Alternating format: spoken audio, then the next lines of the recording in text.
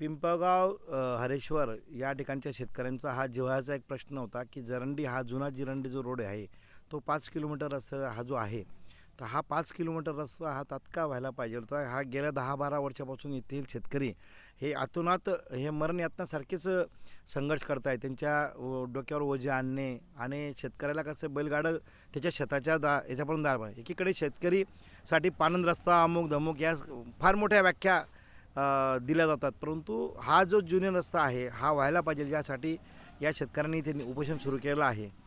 मी ह्या उपोषणाला आणि शेतकऱ्यांच्या उपोषणाला स्वतः ताई आहे, तिच्या नेतृत्व आणि बाकीच्या नेतृत्वाखाली चालू आहे.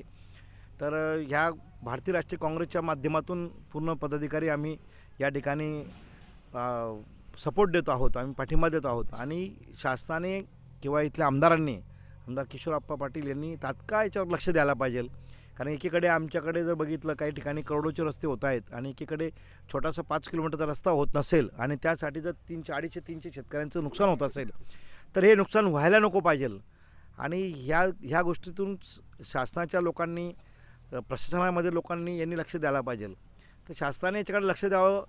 सत्तेमध्ये असलेल्यानंतर सत्ता यांच्याकडे असतानंतर यांनी जर या गोष्टींकडे लक्ष दिलं नाही आणि शेतकऱ्यांकडे लक्ष दिलं नाही तर याकडे आम्ही आमच्या वरिष्ठांच्या मार्फत विधानसभेमध्ये हा नक्कीच आवाज उठवू.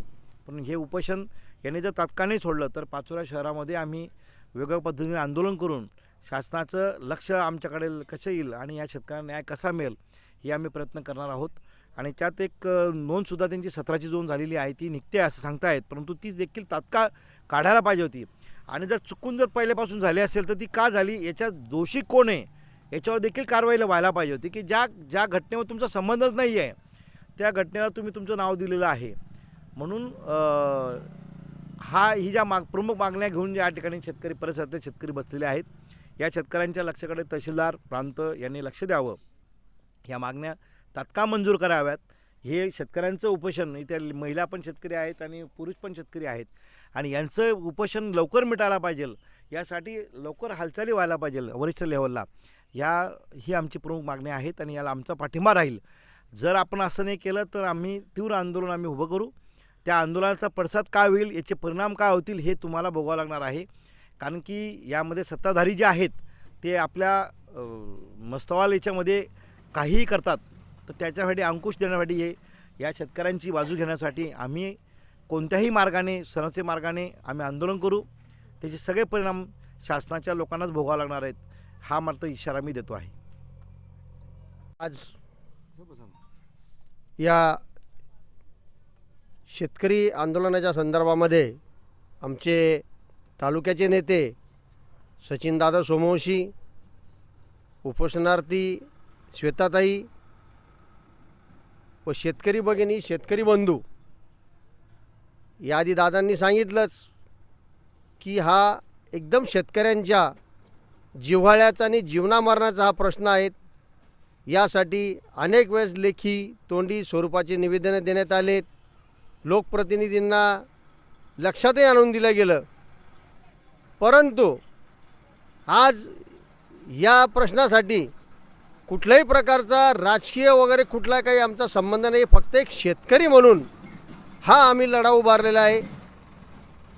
त्या लढ्यासाठी आज जे शेतकरी बांधव भगिनी इथे या संख्येने उपस्थित आहेत, भविष्याच्या दृष्टिकोनामधून आज बरेचसे लोक वृद्धापकाळाकडे झुकलेले आहेत. भावी पिढीची त्यांना चिंता आहे की आज या शेतीमध्ये जर रस्ता नसला तर ही शेती करायची कशी, व भविष्यामध्ये शासन म्हणतं आमच्याकडे नोकऱ्या नाही आहे.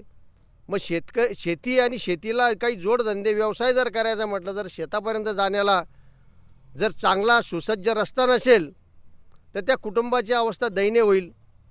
परत जो 17 नंबर राज्यमार्ग त्यांनी त्या रस्त्याला दिलेला आहे, त्याच्यामुळे याआधी शेतकऱ्यांनी जे काही जमिनीचे खरेदी विक्री व्यवहार केलेले आहेत त्या संदर्भात रेडी रेकनर शासनाचा जो कर आहे, टॅक्स आहे, तो भरावा लागलेला आहे.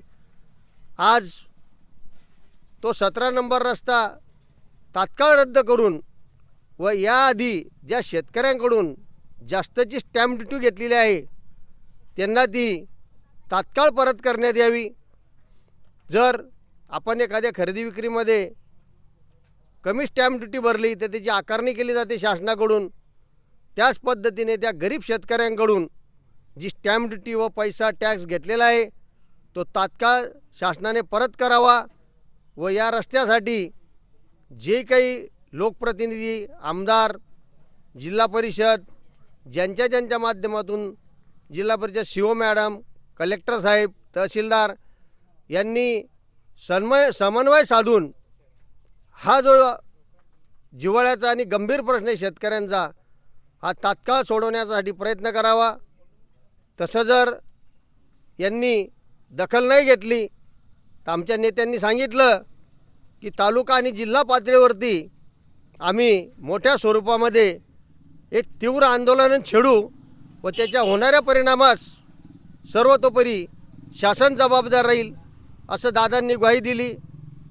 त्या अनुषंगाने आजही मी सांगू इच्छितो की ह्या उपोषणार्थींना त्या रस्त्याचा जो प्रश्न आहे तो तात्काळ मार्गी लावावा व आम्हाला शेतकऱ्यांना एक न्याय द्यावा एवढं मी बोलू इच्छितो.